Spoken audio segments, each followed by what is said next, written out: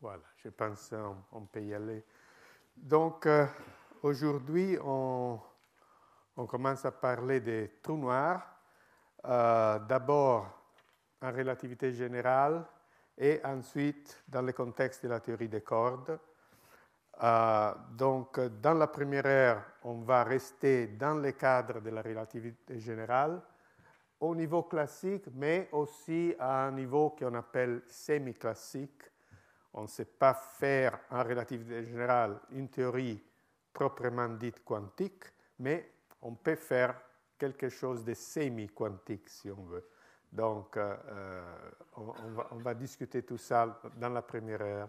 Et après, dans les séminaires, on verra bien comment ces concepts peuvent trouver un contexte intéressant dans la théorie des cordes. Donc, vous savez que la gravité a un caractère typiquement attractif, mis à part la constante cosmologique qui peut donner de la répulsion, mais oublions ça pour l'instant. Donc, en relativité générale, sans constante cosmologique, la gravitation est purement attractive et ces caractéristiques de la gravitation donnent lieu à un phénomène qui s'appelle l'effondrement gravitationnel. C'est-à-dire que si on prend un système isolé dans l'espace et on le laisse évoluer sous certaines conditions, on forme un objet suffisamment compact qu'il va être entouré par une surface fermée qui s'appelle l'horizon parce que rien, même la lumière, peut échapper au dehors de cette surface. On l'appelle l'horizon. Alors, les processus d'effondrement gravitationnel est un problème très intéressant mais très compliqué. Il y a par exemple, on discutera ça plus loin dans les cours, il y a des résultats numériques, il y a des résultats analytiques, mais disons, c'est un problème très compliqué. Mais c'est ce que cette étude a montré, c'est que si on attend suffisamment longtemps, les solutions s'approchent à des solutions très simples et essentiellement uniques. Disons, il y a des solutions stationnaires à grand temps qui sont déterminées par un petit nombre de paramètres, un nombre fini et petit de paramètres qui ont chacun une signification physique. On va voir ça plus précisément. Et pendant ces séminaires, j'utiliserai des unités où la constante de Newton et la vitesse de la lumière sont prix égale 1. Donc, dans ces unités-là, une masse, c'est comme une longueur, et un moment cinétique, c'est une longueur au carré, comme vous pouvez facilement le vérifier. Quelquefois, je remettrai la constante de Newton pour être un peu plus clair, mais autrement, la formule devient un petit peu trop compliquée. Donc, les trous noirs les plus simples fut construit, si vous voulez, théoriquement construit, très peu après la formulation définitive de la relativité générale, donc quelques mois après, par M. Schwarzschild, qui, je pense, meurt dans une guerre très jeune en Russie. Et cette solution de Schwarzschild est donnée par un seul paramètre, qui est la masse du trou noir. Bien sûr, la solution est unique, mais on peut l'écrire de façon différente selon les systèmes de coordonnées qu'on utilise. Et dans les coordonnées de Schwarzschild, elle a cette forme qui est explicitement statique, donc elle ne dépend pas du temps, et aussi asymétrie sphérique. Elle dépend seulement de R, qui est la distance, si vous voulez, du centre du trou noir. Alors, la métrique est écrite là, on l'avait déjà mentionné dans mon cours d'il y a 2 ans, quand on a fait un peu de relativité générale. Donc, il y a ces facteurs 1 moins 2m sur R qui apparaît au numérateur ici, au dénominateur devant dr2, et d oméga 2 sera toujours la métrique, l'élément des lignes sur la sphère des rayons unité. Voilà, donc, et vous voyez bien que si m va vers 0, elle devient la métrique plate de Minkowski.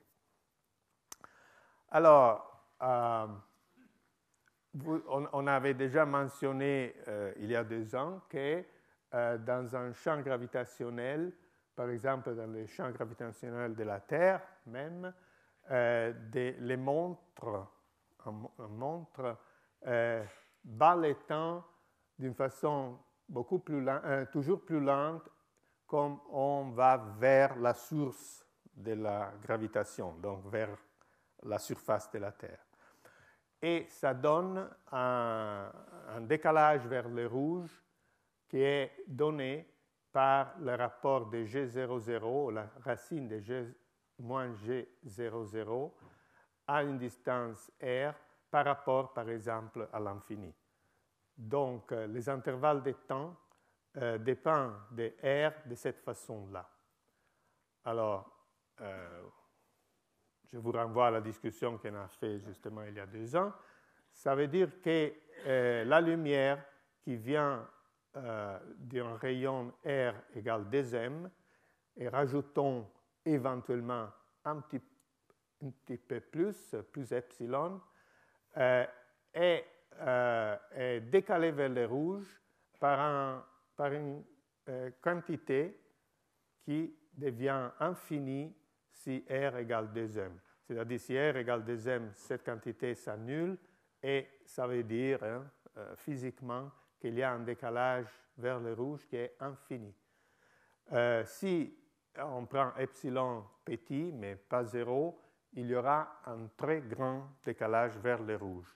C'est-à-dire que la lumière qui vient de tout près de ce rayon 2m, qui veut dire 2gm, est décalée vers le rouge comme quand il arrive très loin du trou noir.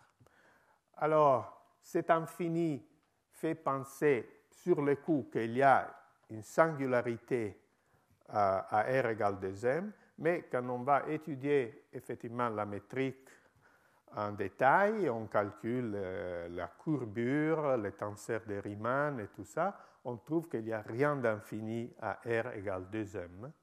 Et en effet, si vous voulez, R égale 2m qui définit une hypersurface dans l'espace-temps, parce que c'est une équation,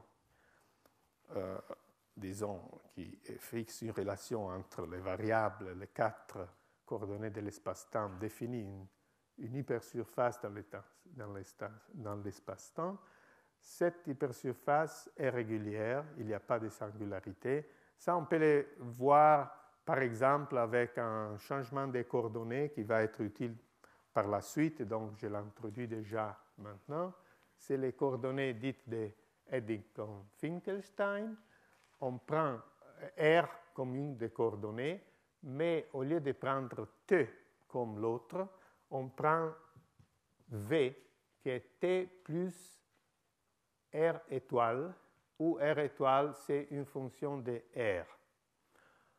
Vous voyez, pour R très grand, c'est pratiquement R, mais si on s'approche de R égale 2m, elle est très différente de R, parce qu'il y a cette quantité qui diverge vers l'infini.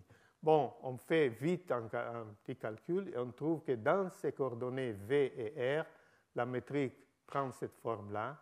Et là, on voit bien que si on prend R égale 2m, ces termes-là s'en vont, mais il n'y a rien de singulier dans une métrique du type 2, 2V, dr plus RD.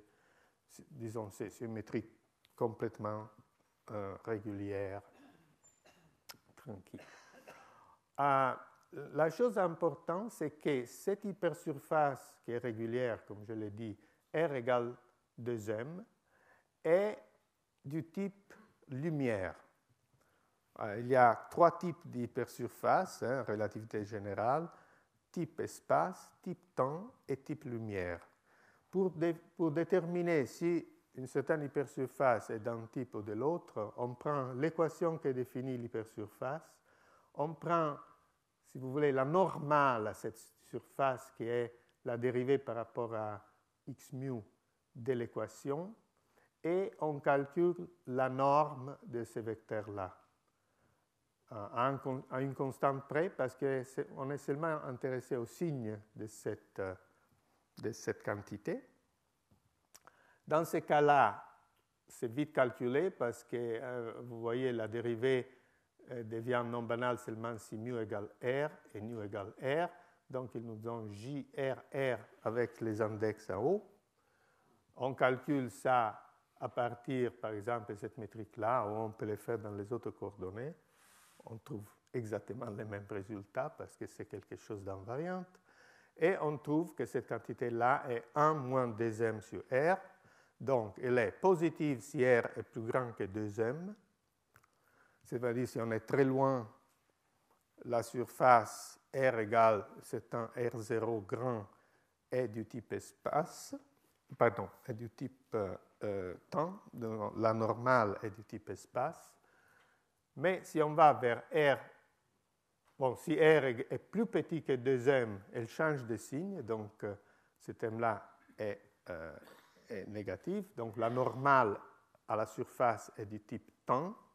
Et si on est exactement à R égale 2m, la surface est du type lumière, ou nul.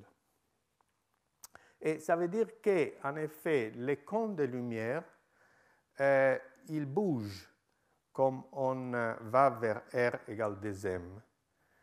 Ils bougent de telle façon que quand on s'approche à l'horizon, R égale 2m, la lumière émise dans ce point-là de l'espace, elle a de la peine à s'échapper à l'infini. Hein? Alors, j'ai ce petit dessin qui indique un petit peu qualitativement comment se présentent les cônes de lumière à des différentes valeurs de R, pardon. Et c'est ce qu'elle indique, c'est que si R est plus grand que 2m, donc si je suis sur cette partie-là de la figure, il y a une possibilité au photon, si vous voulez, à la lumière, de s'échapper vers l'infini. Mais si j'arrive à R égale 2m, comme je disais, les cônes de lumière touchent R égale 2m, et donc, même si je fais un grand effort, la lumière émise par ce point-là, elle a de la peine à s'échapper. Et si je vais à R plus petit que 2m, les cônes de lumière, ils pointent vers l'intérieur. Donc, n'importe quel rayon de lumière peut s'échapper. Alors, donc ça c'est R égale 2m, l'horizon, qui est défini, si vous voulez, par cette propriété que je viens de décrire en mots. Par contre, il y a les points R égale 0. Et les points R égale 0, là, effectivement, à nouveau, il y a quelque chose qui va vers l'infini, mais là, c'est plus sérieux. Parce qu'on peut... Pardon, j'avais encore un commentaire. Je voulais... Oui. Non, c'est ce que je venais de dire, pardon. Il y a une singularité de la courbure. Alors, quand je dis singularité de la courbure, il s'agit de la courbure dans le sens du tenseur de Riemann, pas du tenseur de Ricci, parce que le tenseur de Ricci est 0, parce que la solution de Schwarzschild, c'est une équation, si vous voulez, dans les vides. Hein? Donc, Ricci égale 0.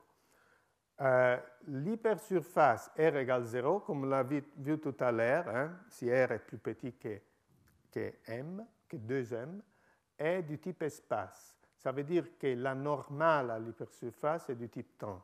Donc, ça c'est important à avoir dans sa tête. R égale 0, on ne doit pas vraiment les penser comme un point dans l'espace, au centre d'une étoile ou de ce trou noir, mais c'est plutôt un instant dans le temps. R égale 0, c'est plutôt un temps. Et en effet, si on regarde de près, qu'est-ce que c'est la métrique de Schwarzschild tout près de R égale 0, on trouve que c'est rien d'autre qu'un univers qui s'effondre d'une façon anisotropique. C'est pour ça qu'il y a cet insert de Riemann qui explose. Et donc, ça représente ce qu'on appelle aussi un Big Crunch. Hein? C'est l'opposé d'un Big Bang. Donc, c'est un Big Crunch, c'est comme un univers, une cosmologie d'un univers en contraction. Bon, alors, je l'avais dit déjà tout au départ, en réalité, ça c'est une simplification très grossière du problème. On devrait effectivement résoudre en réalité les problèmes avec dépendance du temps pour un objet fait de matière ordinaire, réalistique, et les problèmes deviennent tout de suite très compliqués. Et comme je l'ai déjà mentionné, on a trouvé à travers plusieurs études que finalement, après une évolution très compliquée, la solution tend vers quelque chose d'assez simple. L'exemple de Schwarzschild, c'est le plus simple, mais en général, on trouve que la solution à temps très long est déterminée par un petit nombre de quantités qui sont conservées, comme la masse, les moments cinétiques et la charge électrique. Ce sont des quantités qui correspondent aux champs qu'on peut observer à de grandes distances. Alors, dans la théorie des cordes, on l'a mentionné la semaine passée, il peut y avoir différents types de charges parce qu'on peut avoir plusieurs groupes de jauges et tout ça. Dans la réalité, donc dans notre monde, on ne connaît pas d'autres champs qui survivent à grande distance et donc on pense que les trous noirs qui sont, il semble bien, dans notre univers, sont caractérisés essentiellement par ces trois nombres quantiques seulement. En plus, la charge électrique des trous noirs est supposée être très petite dans des unités, je vais un peu préciser, par rapport aux autres. Donc, effectivement, les trous noirs qu'on est censé trouver dans notre ciel sont caractérisés par J et M seulement. Mais on verra bien que dans la théorie des cordes, c'est très pratique, du point de vue théorique, de regarder les choses en fonction de la charge ou plutôt de plusieurs charges. Et c'est ce qu'on va discuter dans les séminaires pendant la deuxième heure. Alors, la solution plus générale qui contient M, J et Q est connue sous le nom des messieurs qui l'ont découverte. Il s'appelle Kerr-Newman. Et les autres trous noirs sont des cas particuliers où on met à 0 soit Q, soit J, soit les deux. Okay? Donc, si vous voulez... Ah bon, là, j'avais un petit dessin pour illustrer l'effet que cette singularité R égale 0, on doit la voir vraiment comme un instant dans le temps. Si on suit l'évolution d'un observateur qui tombe dans le trou noir, son compte de lumière pointe toujours vers R égale 0 et pas vers R égale infini, donc il va tomber sur la singularité, mais disons pour lui, ce point R égale 0, c'est un point dans le temps de son évolution, dans le temps. Alors, c'est ce que je venais de dire tout à l'heure, il y a la solution générale des trous noirs avec masse, moment cinétique et charge qui s'appelle Kerr-Newman. Et si on fait le cas particulier Q égale 0, on obtient le trou noir de Kerr. Si on met J égale 0, on obtient ce qu'on appelle les trous noirs de Reissner-Nordström. Et si on met J et Q égale 0, on réobtient la solution de Schwarzschild que j'ai discuté tout à l'heure. Alors, on verra dans un moment que si on met tout dans les trous noirs, M, J et Q, les solutions sont un peu compliquées, mais disons, on peut quand même l'écrire sur une ou deux lignes, hein, donc ce n'est pas quelque chose de terrifiant.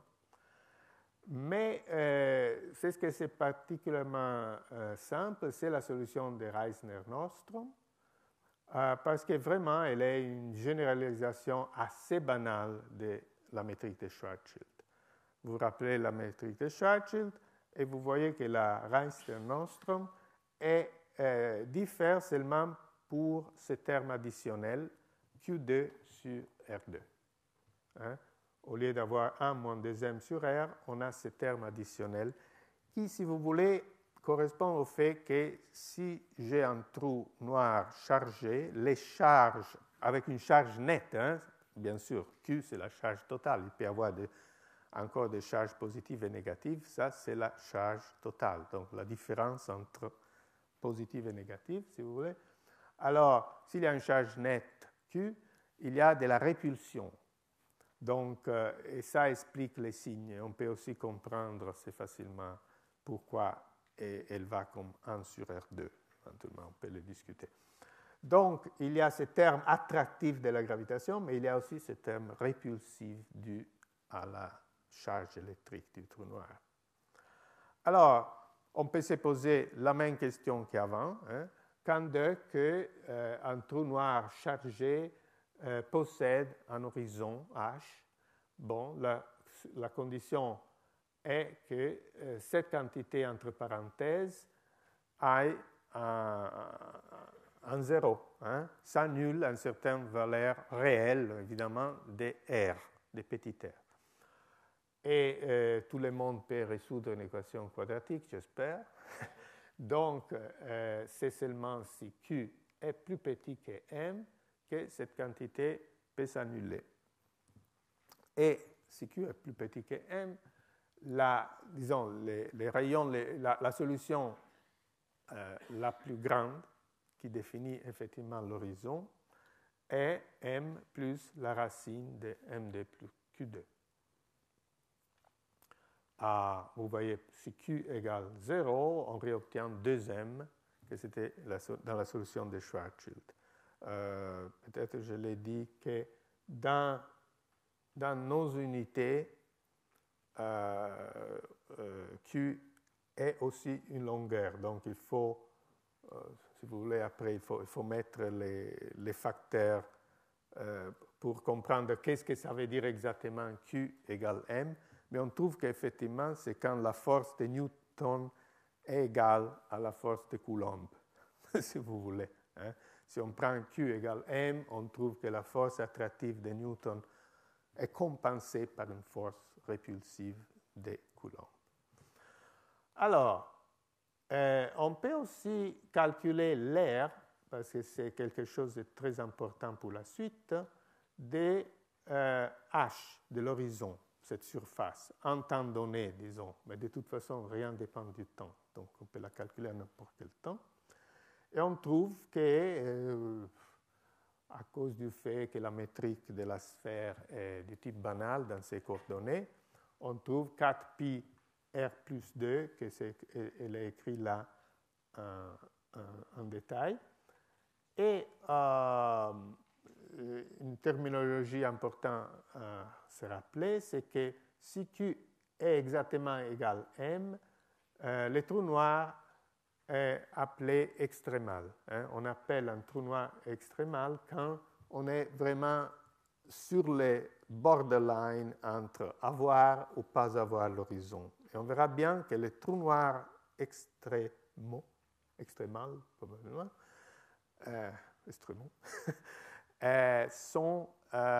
ont des propriétés intéressantes et caractéristiques. Alors là, je l'ai mis parce que comme ça, vous avez les formules si vous voulez vous amuser à redériver certaines choses, à vérifier certaines choses. Mais je ne vais pas perdre énormément de temps sur la solution de Kerr-Newman, sauf mentionner, souligner certaines choses. Hein. Alors, Vous voyez, la forme est un peu plus compliquée parce qu'il y a ces paramètres petit a. C'est ça, la complication, c'est les paramètres petit a qui rentrent un peu partout. Le petit a ici n'a rien à voir avec les facteurs de Shell de la cosmologie, entre parenthèses, mais on a un nombre fini de lettres dans l'alphabet. Donc, il y a des répétitions. Donc, petit a, ici, c'est les rapports entre J et M. Je vous ai dit que J, le moment cinétique du trou noir, a dimensionnalité longueur au carré, donc J sur M est une longueur elle aussi. Et vous voyez dans les formules, elle intervient comme une longueur. Alors la chose où il faut mettre l'attention, c'est grand delta.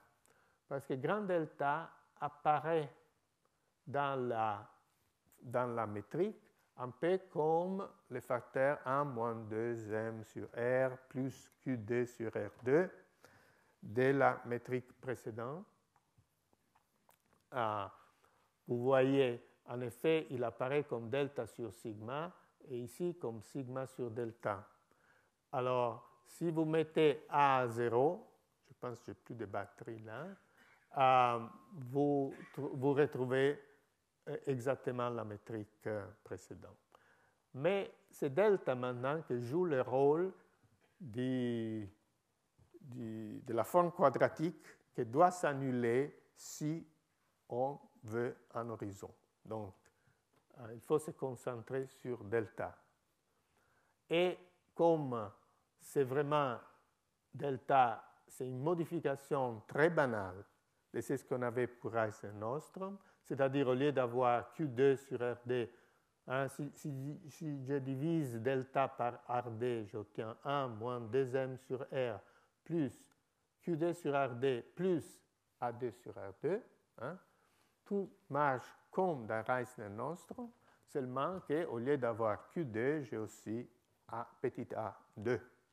Donc, il y a aussi cette contribution du moment cinétique qui joue aussi un rôle de répulsion. On le sait déjà, mécanique quantique, il y a la force, la barrière centrifuge due au moment cinétique. Donc, c'est un peu la même histoire ici. Et il se rajoute à QD dans cette forme-là. Donc, le trou noir de Kerr-Newman est extrémal si M2 égale A2 plus Q2. Et si on va maintenant à la limite de Kerr, donc Kerr, je vous rappelle, c'est Q égale 0, mais A différent de 0, on obtient que Kerr est extrémal si M égale A. Et comme avant, pour Kerr-Newman, on peut calculer l'aire de l'horizon. Ce n'est pas 4pi R2, comme on dirait naïvement, à cause du fait que la métrique de la sphère est un peu changée. Vous voyez qu'il y a des A qui apparaissent dans défi 2 et tout ça. Donc, on doit faire bien les calculs de la surface de la sphère avec la métrique déformée par la présence de A, et on obtient ça. Donc, mais vous voyez, à la fin, les formules qui nous intéressent sont assez simples. L'horizon change comme ça, la surface de l'horizon change comme ça, et la condition d'extrémalité devient MD égale AD plus QD.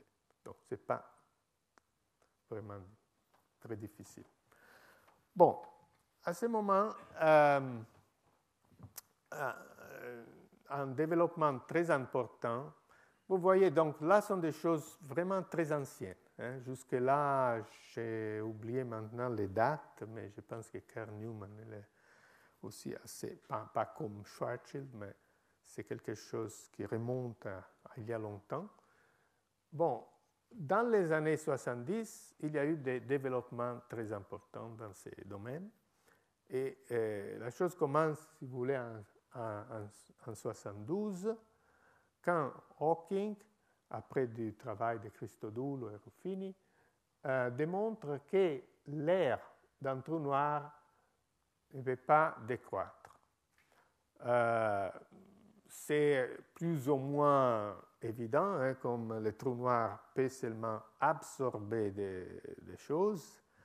Et s'il absorbe des choses, bon, il peut prendre de la charge électrique, du moment cinétique et de la masse en même temps. Mais si on calcule l'aire de l'horizon, qui est une combinaison un peu avec des signes plus et moins, donc ce n'est pas un résultat banal, mais disons, on peut s'imaginer pouvoir démontrer un théorème comme quoi l'air ne peut que croître. Alors, quand on voit quelque chose qui a la tendance à croître, on pense tout de suite à la loi de la deuxième loi de la thermodynamique, donc à l'entropie. Et donc, vite, les gens ont pensé que peut-être il y avait un concept d'entropie associé à l'air. L'air a les dimensions d'une longueur à la puissance 2. Donc, si on utilise des unités où la constante de Boltzmann égale 1, S est sans dimension, on a besoin de quelques longueurs pour associer l'air à une entropie. Appelons-la pour l'instant lambda. On ne sait pas qu'est-ce que c'est pour l'instant, on la met là. Et les gens prouvent aussi qu'il y a un analogue de la première loi de la thermodynamique. Parce qu'il arrive à démontrer que donc, la masse du trou noir croît selon ces lois-là. Disons, si on rajoute du moment cinétique, on rajoute de la charge, on a ces deux termes, mais il y a en plus un terme qui manque, hein, si vous voulez, que c'est proportionnel à l'augmentation d'entropie. Ou si vous voulez, on écrit le troisième terme, le terme additionnel de cette façon-là, et on peut calculer à ce moment-là une température associée au trou noir en prenant la dérivée de la masse par rapport à l'entropie, ou plutôt la dérivée de l'entropie par rapport à la masse, et après on prend l'inverse. Là, disons, il y a un oméga et un phi qui sont la vélocité angulaire et les potentiels électriques sur la surface de l'horizon, qui sont donnés par certaines formules que vous voyez là. Donc, on arrive à avoir cette idée qu'il y a quand même une entropie, une température associée à un trou noir. Alors, on peut faire ce calcul-là. Hein, vous avez tout, si vous voulez. On a les formules, les masses et tout ça. Je me suis amusé à le refaire moi-même il y a une dizaine de jours. Et effectivement, tout marche. Et on trouve que la température est donnée par cette formule-là. Comme j'ai introduit une constante pas connue, lambda, et dans la température S apparaît au dénominateur, mais il apparaît aussi au dénominateur de S, lambda. Disons, ce n'est pas un miracle que lambda sort ici, aussi pour des raisons dimensionnelles. Donc là aussi, vous devez faire attention, hein, parce que les dimensions sembleraient être un peu bizarres, mais disons, tout marche bien parce que ça, c'est une longueur, ça, c'est une longueur. Et la température, si Kb égale 1, c'est une énergie. Je multiplie aussi cette énergie par G Newton, donc cette énergie-là est aussi une longueur, donc c'est une longueur égale une longueur. Tout marche bien. Alors, on souligne tout de suite le fait que la température du trou noir va à zéro dans la limite des trous noirs extrémales. Vous voyez, cette racine-là, c'est précisément la racine qui s'annule quand il n'y a plus de solution de l'horizon et donc définit l'extrémalité du trou noir. Mais, et ça c'est important de le souligner, l'aire de l'horizon, elle ne va pas à zéro quand le trou noir devient extrémal, hein, parce que je vous ai donné la formule dans le diapo précédent. si vous mettez cette racine égale 0, ce terme disparaît, mais comme quand cette racine est 0, md égale A2 plus Q2, vous le substituez là, et vous pouvez écrire le tout comme 4pi md plus AD, et donc c'est quelque chose qui n'est pas 0. Donc, le trou noir extrémal, il faut avoir ça en tête. En général, il a quand même une surface, une aire, et donc si on croit, et on verra bien qu'on doit croire, que l'air est associé à une entropie, on trouve que la température du trou noir peut être 0, mais l'entropie du trou noir, elle n'est pas 0 par contre. Alors, bien sûr, si on prend Schwarzschild, oui, hein, parce que, bon, là, il faut mettre tout à 0, y compris m, et effectivement, pour Schwarzschild, ça ne marche pas. Mais, à part Schwarzschild, les choses marchent ainsi. Donc,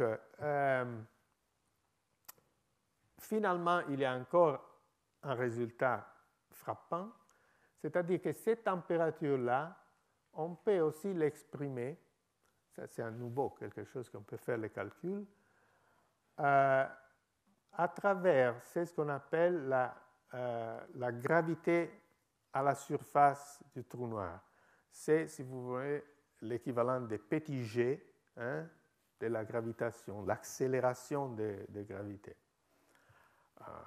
Sur la surface de la Terre, on sait que c'est 9,8 mètres au second carré. Bon, on trouve que cette accélération à la surface de l'horizon est donnée par cette formule-là, et donc on voit que la température ainsi dérivée du trou noir est simplement lambda d k sur 8pi. Et ça, c'est une formule générale qui ne dépend pas si on a Schwarzschild, si on a Kerr, si on a Kerr-Newman. Voilà. Alors, bon, on était là donc jusqu'à 1974 et il y avait encore des choses un peu puzzling, hein, parce que l'association d'une entropie et d'une température avec un trou noir posait des problèmes. Premièrement, l'air du trou noir, on avait démontré, avait cette tendance à croître toujours, même si le trou noir n'était pas un système isolé. En effet, a fortiori, si le trou noir n'était pas isolé, donc il y avait de la matière qui tombait dedans. Donc, tandis qu'en thermodynamique, on dit que l'entropie croît, mais pour un système isolé. Hein. Si on a plusieurs composants qui interagissent, il peut bien décroître pour un subsystème. L'autre chose, bon, on avait dit que l'entropie est un nombre pur et l'air n'est pas, donc il fallait inventer une longueur quelque part pour associer à l'entropie. Et la troisième chose, c'est qu'on avait dit que généralement le trou noir avait une température associée et pourtant elle irradiait rien parce que, à cause du fait que c'était justement un trou noir, il n'y avait rien qui sortait du trou noir. Donc, il y avait des analogies avec la thermodynamique, mais aussi des différences très frappantes. Alors, M. Bekenstein, toujours en 72-73, il a fut le premier à penser que peut-être cette longueur avait quelque chose à faire avec la mécanique quantique. Donc, jusque-là, on a parlé des théories classiques, il n'y avait pas un H-bar nulle part dans mes formules. Hein. Mais, vous voyez, la relativité générale, elle n'a pas elle-même une longueur fondamentale. Hein. Il y a cette constante de Newton, on a des longueurs associées à une masse, à une énergie, mais pas une longueur qu'on peut universelle fondamentale. Mais là, on a besoin de quelque chose, une longueur fondamentale, et donc Bekenstein fait cette réflexion-là que pour avoir une longueur, il fallait passer à une théorie quantique. Pourquoi? Parce que si on rajoute la constante de Planck, alors à travers C, G et H, on peut construire une longueur fondamentale. C'est la longueur que Max Planck a introduite au début du siècle passé et qui s'appelle justement la longueur de Planck. Là, c'est la formule en termes de G, H bar et C. Elle a une longueur très petite, tout le monde le sait maintenant, de l'ordre de 10 à moins 33 cm. Et donc, Bekenstein proposa de réécrire les formules précédentes, si vous voulez. De cette façon-là, on utilise la longueur de Planck, mais on a encore un nombre pur, sans dimension, qui traîne dans l'entropie et dans la formule pour la température que là, j'écris directement en fonction de cette accélération de gravité. Et Bekenstein essaya aussi d'estimer cette constante alpha. Il en a une valeur qui finalement n'est pas juste, mais disons, on ne va pas trop loin non plus de la valeur. On arrive à 1974 et là, il y a ces fameux papiers de Stephen Hawking qui démontrent que les trous noirs ne sont pas noirs au niveau quantique. C'est-à-dire qu'en effet, ils se comportent vraiment comme des corps noirs. En mécanique statistique, en thermodynamique, on a ce concept de corps noirs. Et avec une température qui est donnée effectivement par la formule de Bekenstein, mais Hawking arriva à calculer les coefficients numériques alpha et il trouve qu'il vaut un quart. Donc, si vous prenez les formules précédentes, on met alpha égale un quart et on obtient les formules qu'on utilise même aujourd'hui, beaucoup d'années après le travail de Hawking. Donc, l'entropie du trou noir est l'air de l'horizon divisé par 4 LP2 et la température du trou noir est K sur 2pi. Entre parenthèses, là, je suis allé un peu rapidement. Disons, voilà, la longueur de Planck dans mes unités est, comme G égale 1, C égale 1, c'est elle-même la racine de H bar. Donc, si vous prenez LP2, elle est H bar. Ça c'est pour, et vous mettez G égale 1 ici, ça c'est le passage. Donc, vous voyez la température est donnée par l'accélération divisée par 2pi. Et Hawking, à ce moment-là, arrive aussi à une généralisation de la deuxième loi de la thermodynamique en disant que maintenant, ce n'est pas l'entropie ou l'air du trou noir qui doit croître, mais c'est la somme de l'entropie du trou noir et l'entropie de ce qu'il y a autour de lui. Donc, on retrouve l'accord avec les concepts standards de la thermodynamique. Donc, les points d'interrogation que j'avais tout à l'heure disparaissent. On va voir que malheureusement, on résout des puzzles, mais on arrive à en trouver d'autres. Mais ça, disons, on va le discuter vers la fin. Pour l'instant, je voulais donner un petit sketch, si vous voulez, de la dérivation de la formule de Hawking. La vraie démonstration est assez compliquée et même a fait surgir des critiques. Il y a par exemple un problème dit transplanckien qui est lié au fait qu'il y a cet énorme décalage vers le rouge entre la radiation entre la longueur d'onde tout près de la surface de l'horizon et la longueur d'onde qu'on voit à l'infini, très loin du trou noir. Et disons, ça veut dire que si la température qu'on observe à l'infini est un certain nombre fini, la température tout près de l'horizon tend vers l'infini, donc il y a eu des critiques de la dérivation de Hawking, mais il semblerait que tout est en ordre. Donc, c'est pour dire que la dérivation mathématique est assez compliquée, donc je vais vous donner une épreuve un peu simplifiée, très simplifiée.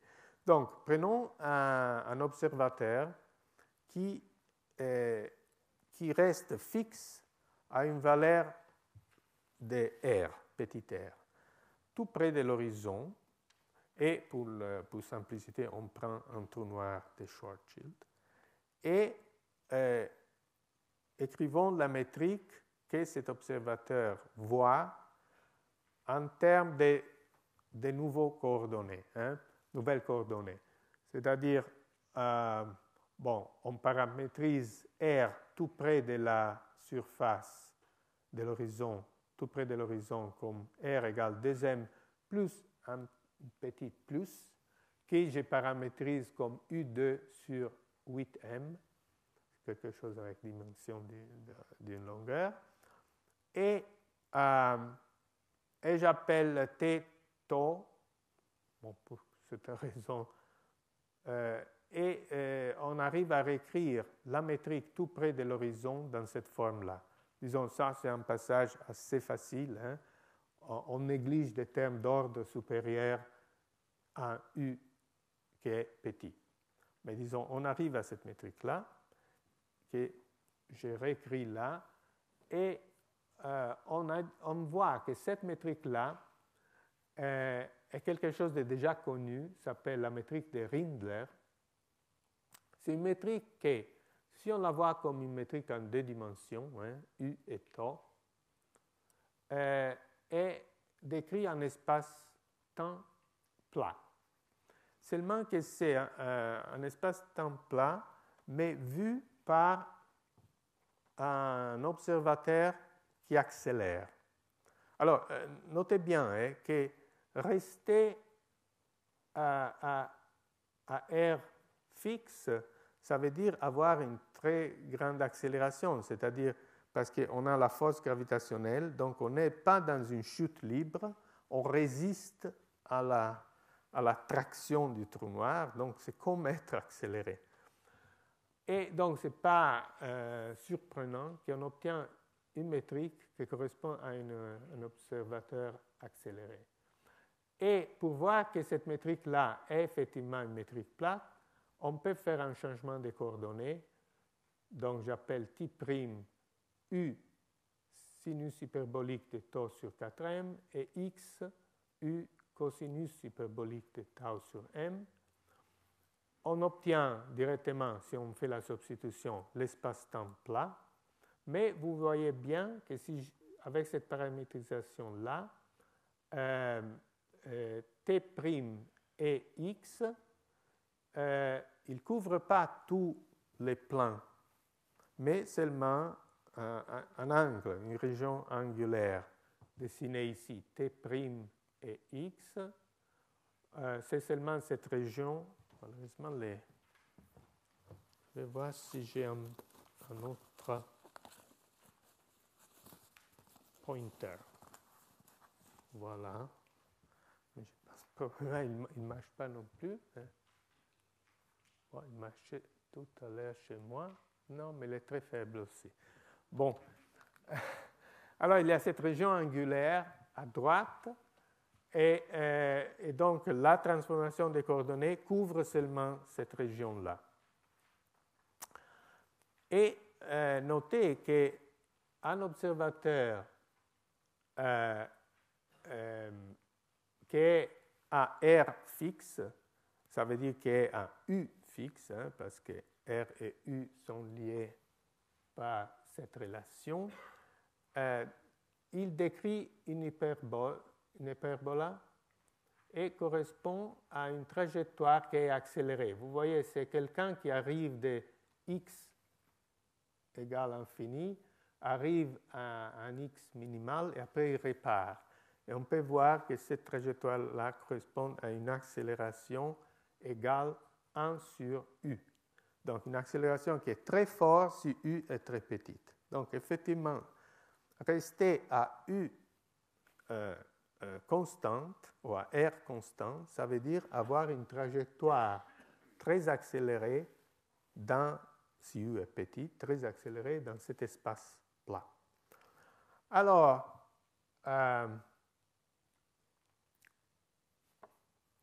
je reviens. On voit que cette transformation des coordonnées a une périodicité parce que, vous voyez là, il y a des sinus hyperboliques, des cosinus hyperboliques. Donc, les sinus hyperboliques et les cosinus hyperboliques ne sont pas des fonctions périodiques, mais oui, sont périodiques, mais par rapport à des déplacements le long de l'axe imaginaire. Donc, si je change tau in tau plus i fois 8 pi gm, le sinus hyperbolique devient un sinus normal et il va en soi-même. Donc, il y a dans ces formules-là une périodicité imaginaire en tau. Et cette périodicité imaginaire en tau est naturellement associée à une température finie. Hein?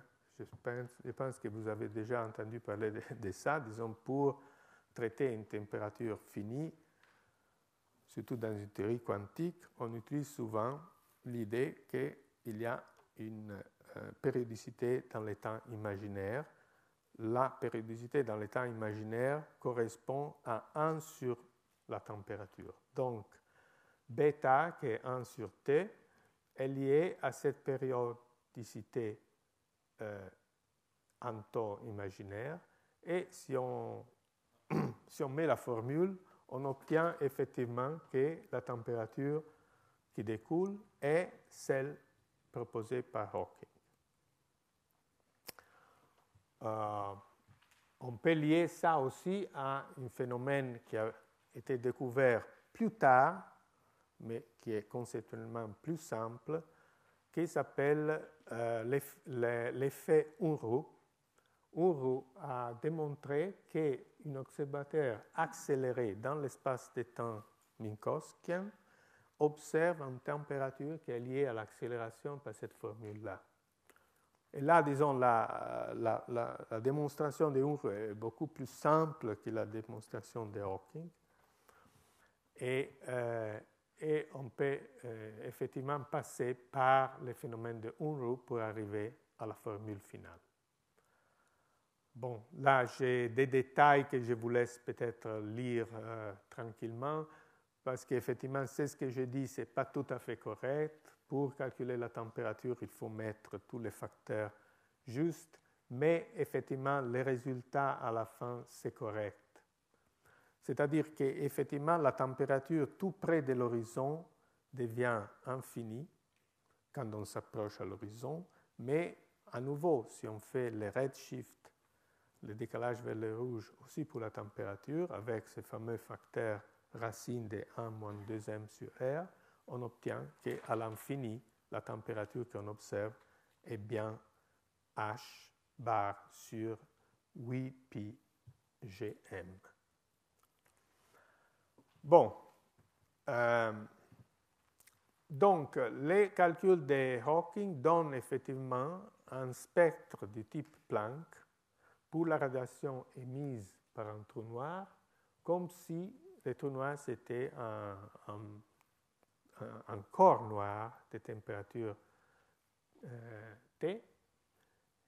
Il y a une petite complication, c'est-à-dire qu'il y a aussi une barrière de potentiel qui dépend vraiment du moment cinétique et du tout, qui met dans la formule de Planck, si vous voulez, un facteur qu'on appelle des corps gris, donc qui absorbe une certaine quantité de radiation émise par ces corps noirs. c'est-à-dire que pas vraiment toute la radiation émise par les corps noirs arrive vers l'infini. Il y a une certaine absorption qu'on peut aussi calculer. Bon, donc je répète là les formules, et si on veut savoir qu'est-ce que ça veut dire numériquement la température de Hawking, on trouve que c'est un phénomène qui pratiquement n'a pas beaucoup d'intérêt astrophysique parce que la température est de 10-6 Kelvin pour un trou noir qui a la masse du Soleil. Donc c'est vraiment quelque chose de très très faible. Mais on peut penser que par exemple dans l'univers primordial, on a pu former des trous noirs très très petits, et plus petit c'est les trous noirs, plus petit c'est la masse, plus haute c'est la température. Donc il y a cette relation inverse entre la masse et la température. J'ai encore 5 minutes. Comme je vous ai dit, on peut généraliser ça à des trous noirs avec moment cinétique et charge. Les formules sont toujours les mêmes si on l'exprime en termes de l'air et de l'accélération de gravité. Et il y a aussi la possibilité de généraliser la formule type Planck quand on émet des particules avec charge ou moment cinétique. Alors petit q et petit j, c'est la charge émise et les moments cinétiques émis par le trou noir. Et disons, il y a le facteur de Boltzmann. Bon, c'est ce qui apparaît dans les dénominateurs, donc avec un signe moins, si vous voulez, est remplacé par ce facteur-là, où il apparaît à nouveau ce grand oméga et grand phi que j'ai défini avant. C'était la vitesse angulaire, de rotation angulaire, oméga, et les potentiels électriques à la surface. Et une chose qu'il faut noter est que les signes sont tels que, disons,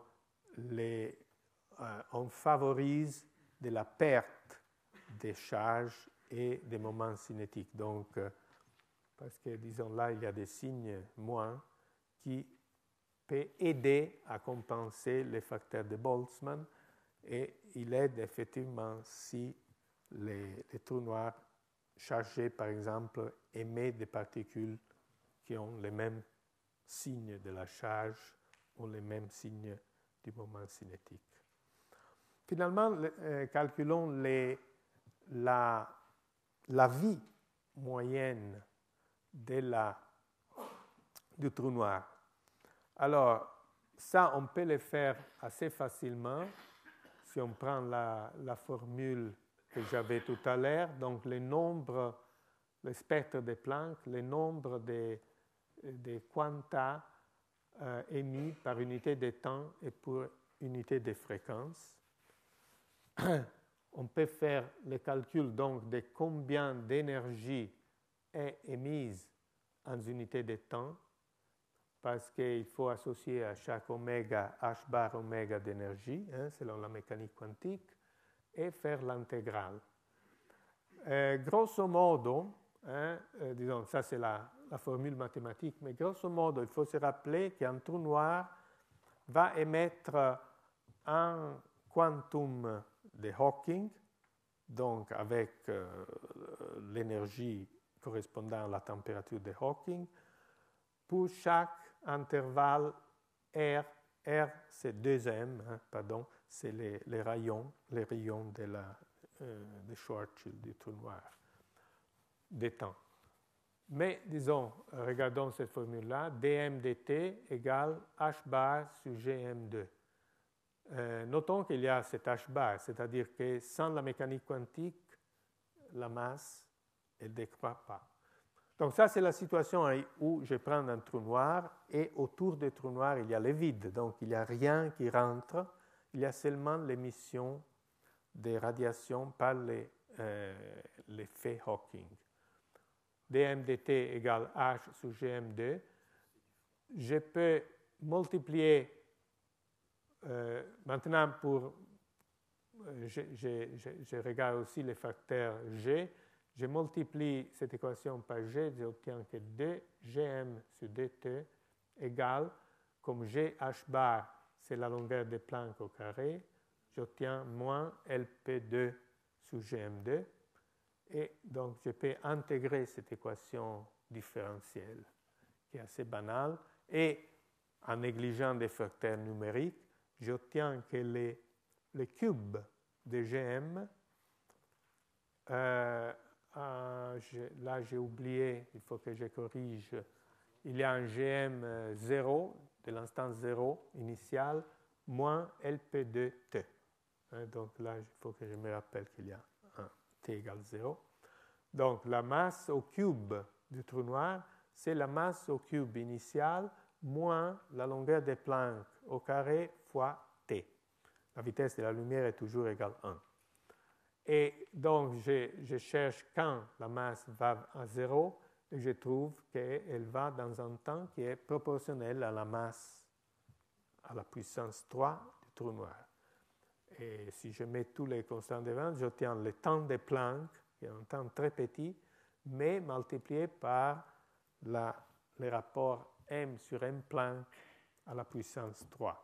Donc, le temps de Planck vaut environ 10 à moins 44 secondes et la masse de Planck est 10 moins 5 grammes.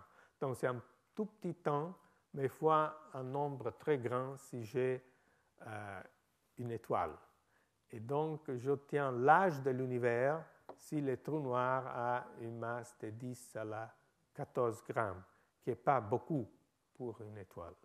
Donc demi-moyenne très très longue. Donc, il faut se rappeler que du point de vue astrophysique, cette radiation de Hawking est négligeable, la température est très basse, la vitesse d'évaporation du trou noir est très lente et la vie moyenne du trou noir est très longue. Mais, d'un point de vue conceptuel, ça nous pose quelques problèmes parce que si l'évaporation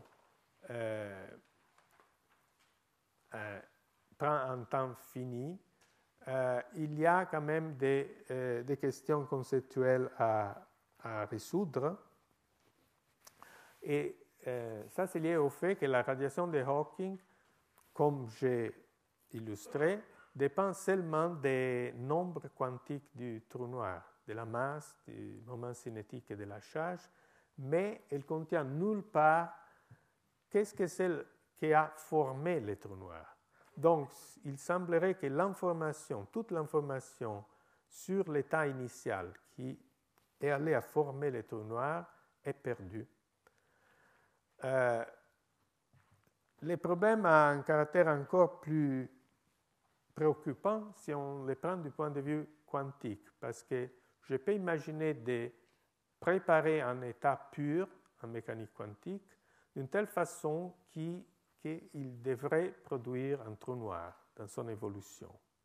Alors, si le trou noir vivait en temps infini, on pourrait dire, bon, l'information est tombée dans le trou noir, je suis à l'extérieur, donc je ne vois pas qu'est-ce que c'est, et j'ai une perte d'information. Mais si le trou noir évapore et petit à petit disparaît, la question est comment je vais récupérer l'information sur l'état initial.